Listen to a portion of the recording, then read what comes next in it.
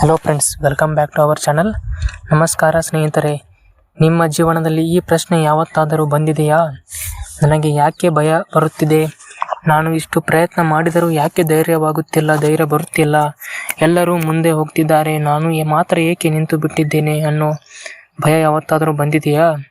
ಈ ಎಲ್ಲದಕ್ಕೂ ಒಂದೇ ಉತ್ತರ, ಅದೇ ಫಿಯರ್ ಅಂದರೆ ಭಯ.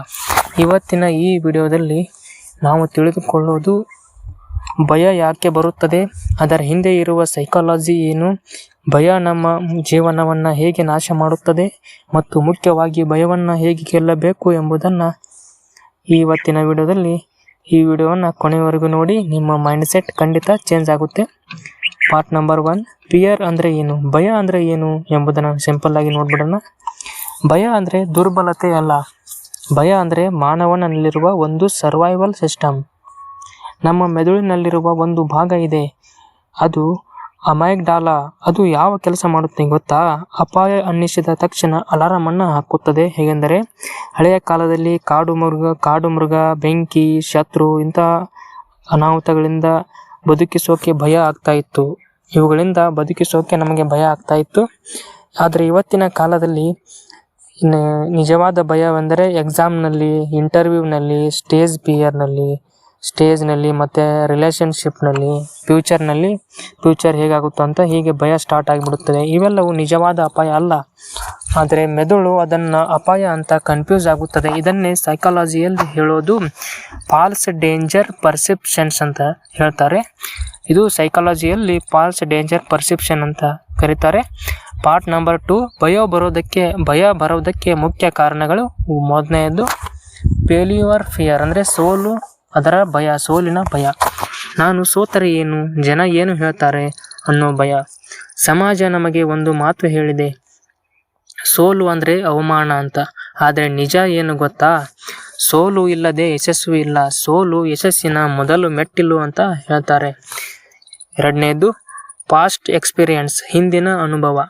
ಇದು ತುಂಬ ಮುಖ್ಯವಾದ ಪಾಯಿಂಟ್ಸ್ ಆಗಿದೆ. ಒಮ್ಮೆ ಅವಮಾನ ಆಗಿದ್ರೆ, ಒಮ್ಮೆ ತಪ್ಪು ಮಾಡಿದರೆ ಮೆದುಳು ಅದನ್ನೇ ಫ್ಯೂಚರ್ಗೆ ಪ್ರೊಜೆಕ್ಟ್ ಮಾಡುತ್ತದೆ. ಬ್ರೇನ್ ಹೇಳುತ್ತದೆ ಇದು ಮತ್ತೆ ಆಗಬಹುದು, ಅವಾಯ್ಡ್ ಮಾಡುವಂತ ಬ್ರೇನ್ಗೆ ಸಿಗ್ನಲ್ ಹೋಗುತ್ತದೆ. ಇದರಿಂದ ಹಿಂದಿನ ಅನುಭವದಿಂದ ಮುಂದಿನ ಸುಧಾರಣೆ ಸಾಧ್ಯವಾಗುತ್ತದೆ. ಮೂರನೇದು ಕಂಪ್ಯಾರಿಸನ್ ಅಂದರೆ ಹೋಲಿಕೆ. Instagram, WhatsApp status, success stories, ಅವನು ಮುಂದೆ ಹೋಗಿದ್ದಾನೆ, ನಾನು ಏನೂ ಇಲ್ಲ, ನಾನೇನು ಮಾಡಿಲ್ಲ ಅಂತ ನೀವು ಕಂಪ್ಯಾರಿಸನ್ ಮಾಡ್ಕೊಳ್ಳೋದು, ಅದೊಂದು ಭಯದ ಫ್ಯಾಕ್ಟರಿ ಅಂದರೆ ಭಯದ ಕಾರ್ಖಾನೆ ಇದ್ದ ಹಾಗೆ. Comparison equal to fear factory ಅಂತೇಳಿ ಕರೀತಾರೆ. ನಾಲ್ಕನೆಯದು ಓವರ್ ಥಿಂಕಿಂಗ್. ನಿಜವಾಗಿಯೂ ಏನೂ ಆಗಿಲ್ಲ, ಆದರೆ ಮನಸ್ಸಿನಲ್ಲಿ worst case scenario, negative imagination, ಇವೆಲ್ಲವು 90% ಭಯ, ಇಮ್ಯಾಜಿನೇಷನ್ 100% ಮಾತ್ರ ಇದು ರಿಯಾಲಿಟಿ. ಇದು ಯಾವುದೂ ನಿಜವಾಗಲ್ಲ, ಸುಮ್ಮನೆ ಭಯ ಪಡುತ್ತಿರುವುದು. ಪಾರ್ಟ್ 3, ಭಯ ನಮ್ಮ ಜೀವನಕ್ಕೆ ಏನು ಮಾಡುತ್ತದೆ. ಭಯ ಅವಕಾಶಗಳನ್ನು ಎಲ್ಲವನ್ನ ಕೊಲ್ಲುತ್ತದೆ, ಆತ್ಮವಿಶ್ವಾಸವನ್ನು ಕಸಿದುಕೊಳ್ಳುತ್ತದೆ. ಭಯದಿಂದ ಕನಸುಗಳು ಸಣ್ಣದಾಗುತ್ತವೆ, ಕನಸುಗಳು ಚಿಕ್ಕದಾಗುತ್ತವೆ. ಇದರಿಂದ ದೊಡ್ಡ ಕನಸುಗಳನ್ನು ಕಟ್ಟಿಕೊಳ್ಳಲು ಸಾಧ್ಯವಾಗುವುದಿಲ್ಲ. ಭಯದಿಂದ ಟ್ಯಾಲೆಂಟ್ ಇದ್ದರೂ ಕೂಡ ಆ್ಯಕ್ಷನ್ ಇರಲ್ಲ, ಇದರಿಂದ ನಮ್ಮ ಟ್ಯಾಲೆಂಟ್ ಅಲ್ಲೇ ಮುಚ್ಚಿ ಹೋಗುತ್ತದೆ. ನಾಲೆಜ್ ಇದ್ದರೂ ಎಕ್ಸ್ಪ್ರೆಷನ್ ಇರಲ್ಲ. ನಾಲೆಜ್ ಇದ್ರೆ ಏನು ಮಾಡೋದು, ಎಕ್ಸ್ಪ್ರೆಷನ್ ಇರ್ಲಿಕ್ಕಂದ್ರೆ.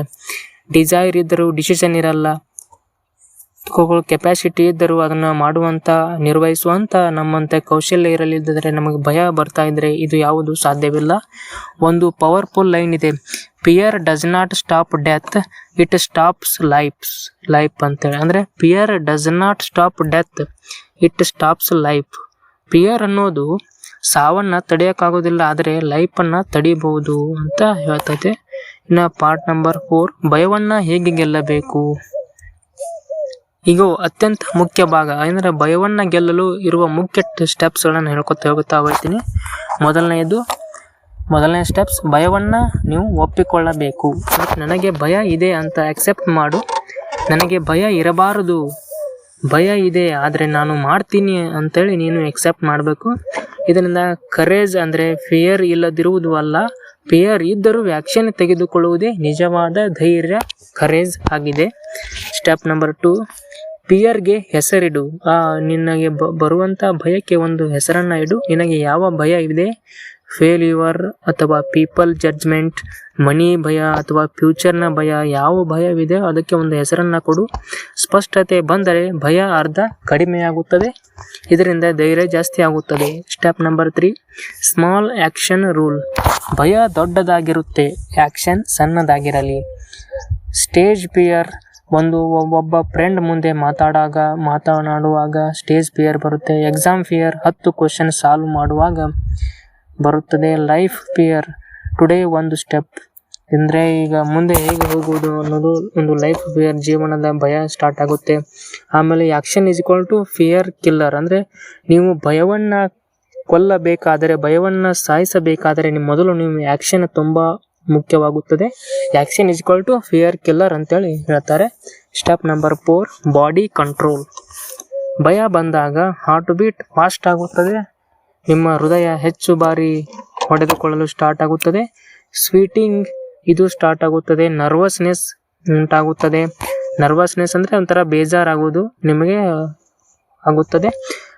ಫೋರ್ ಬ್ರೀತಿಂಗ್, ಅಂದರೆ ಇದರ ರೂಲ್ ಅಂದರೆ 4 second inhale, 4 second hold, 4 second exhale. ಅಂದರೆ ನೀವು ಜೋರಾಗಿ 4 ಸೆಕೆಂಡ್ನಲ್ಲಿ ಉಸಿರನ್ನು ತೆಗೆದುಕೊಳ್ಳುವುದು, 4 ಸೆಕೆಂಡ್ನಲ್ಲಿ ಉಸಿರನ್ನು ಹೋಲ್ಡ್ ಮಾಡೋದು ಮತ್ತು 4 ಸೆಕೆಂಡ್ನಲ್ಲಿ ಅದನ್ನು ಉಸಿರನ್ನು ಬಿಡುವುದು. ಇದನ್ನು ಮಾಡೋದ್ರಿಂದ ಬ್ರೇನ್ ಕಾಮ್ ಆಗುತ್ತದೆ. ಇದರಿಂದ ನಿಮ್ಮ ಭಯವೆಲ್ಲ ಹೋಗಿ ನಿಮಗೆ ಧೈರ್ಯ ಹೆಚ್ಚಾಗುತ್ತದೆ. ಇದರಿಂದ ನಿಮ್ಮ ಕಾನ್ಫಿಡೆನ್ಸ್ ತುಂಬ ಹೈ ಲೆವೆಲಲ್ಲಿ ಇರುತ್ತದೆ. Step number 5, self talk change. ಅಂದರೆ